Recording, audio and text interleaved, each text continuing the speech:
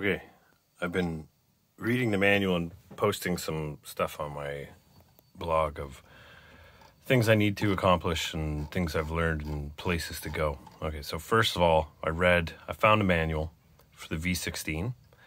Found some other little cool pictures, some old brochure stuff, how it works, the internals, the names.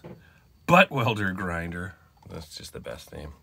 How what pieces work in terms of the blade, how to adjust it, rules of sawing. This was awesome. The faster velocity and the finer the saw pitch, the better the finish. The thicker the material, the coarser the saw. The gummier the material, the coarser the pitch. The thinner the material, the finer the pitch. The more abrasive the material, the slower the saw velocity. The faster the velocity and the heavier the feed, the faster the production. Use the widest saw possible on all radii cutting, right? So use the best according.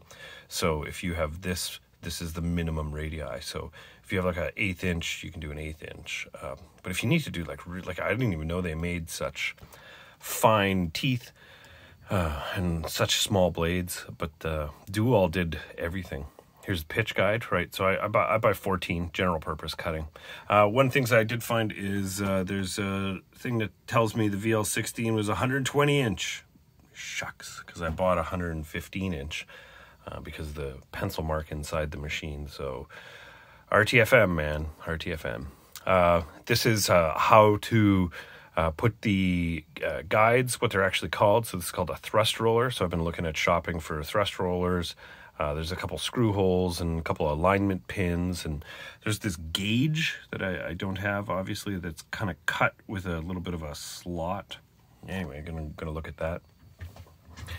Dating serial numbers. Okay, so machine prefix, okay, and then 3 or more digits. So they've always gone with the year built. So I actually think my machine is a 1939, and I have other reasons to think that too. So here's kind of oil to use, how to install a new band, right? They give you kind of a little bit of a guide. Lubrication guide. I love how they say weekly, check daily, check monthly, check weekly. Nobody ever did that. Again, the oils, different types of dipsticks, kind of air pumps. Brushes, replacing the tires, replacing the brushes. There's a good chapter on that.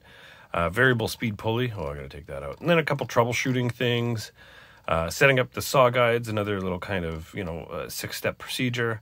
There's Mr. Dual.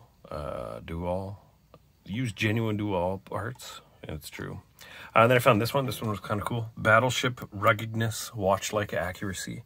And you can tell it's kind of like really heavy-duty war. So anyway, the other thing I found was... so button caps or thrust guides.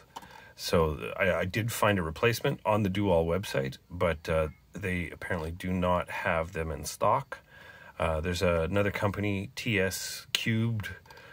They also have these button caps, Dual bearing cap they call it. So that goes over top of the bearing. So anyway, lots to learn, lots to investigate, and lots to better understand.